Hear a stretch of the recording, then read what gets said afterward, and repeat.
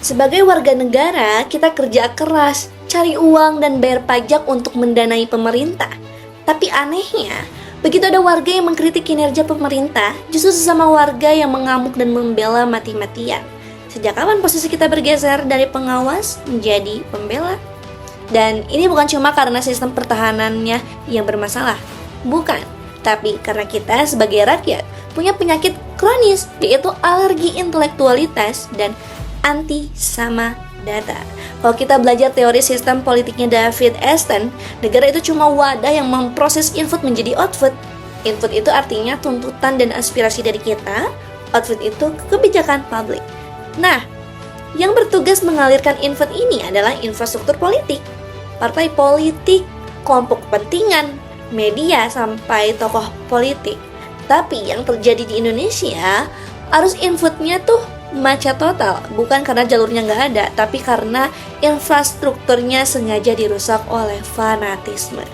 Harusnya partai politik itu jadi sarana pendidikan politik, biar kita pintar, biar kita paham hak dan kewajiban kita.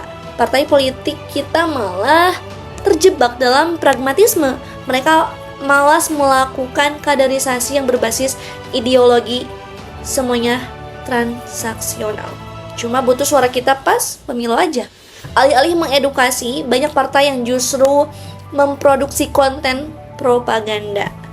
Mereka jualan figur bukan jualan gagasan. Dampaknya apa? Masyarakat sipil jadi kehilangan kompas kritisnya. Kita nggak diajarin cara bedah data kebijakan. Cuma kita diajarin cara buat cinta mati sama satu tokoh politik.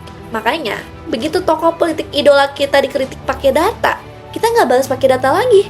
Kita malah balas pakai emosi. Sialnya lagi, penyakit emosional ini dimanfaatkan dengan sangat baik oleh ekosistem media digital kita. Iklim internet kita hari ini memang sengaja dibentuk dan dibangun untuk menjual narasi-narasi murah yang mempermainkan emosi warga negara. Algoritma media sosial mengunci kita dalam yang namanya filter bubble atau gelembung penyaring. Kalian cuma dikasih lihat berita yang kalian suka, kalian cuma dikumpulin sama orang-orang yang sepemikiran. Efeknya, kita jadi gagap. Kita nggak terbiasa menerima perbedaan pandangan. Begitu ada orang yang mengkritik kebijakan secara objektif, pikiran kita langsung refleks mencari label negatif. Allah pasti antek-antek asing. Allah pasti fans paslon sebelah yang kalah pemilu. Padahal esensi kritik itu sederhana. Kita ini rakyat, kita yang bayar mereka. Masa kita nggak boleh minta laporan kerja yang benar?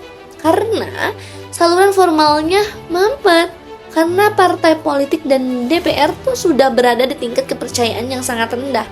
Lahirlah sebuah realitas baru di Indonesia, yaitu rezim viralitas. Sekarang, kalau mau dapat keadilan, kalau mau nolak undang-undang yang ngaco, jalurnya bukan lagi lewat diskusi resmi di gedung DPR, di gedung Dewan, tapi jalurnya adalah kita harus mengamuk dulu di media sosial, harus bikin tagar nasional, harus bikin keributan digital sampai viral dan masuk berita. Tapi kan ini ironis ya jadinya. Kelompok penekanan dan netizen terpaksa mengambil alih fungsi kontrol yang seharusnya dipegang sama institusi resmi. Kebijakan baru diperbaiki kalau netizennya udah ngamuk. Hukum baru tegak kalau misalnya publik udah marah. Ini bukan tanda demokrasi yang sehat, ini malah tanda kalau sistem kita sedang mengalami disfungsi serius. Ingat, demokrasi itu bukan sekadar ritual 5 tahunan, datang ke TPS lalu nyoblos gambar muka orang. Demokrasi yang benar itu butuh kedewasaan berpikir, butuh literasi, dan yang paling penting butuh keberanian untuk tetap kritis. Jadi sikap fanatik kepada figur politik ya cuma bakal bikin kita buta terhadap ketimpangan yang nyata terjadi di depan mata kita. Selama kita masih memelihara fanatisme buta, selama kita masih iritasi kalau mendengar kritik, dan selama kita masih gemar menyerang sesama warga yang menuntut haknya, maka selama itu pula kita belum benar-benar siap menjadi negara demokrasi yang sejati. Udah saatnya kita berhenti jadi pembela para penguasa dan kembali ke peran utama kita yang asli sebagai pengawas jalannya kekuasaan.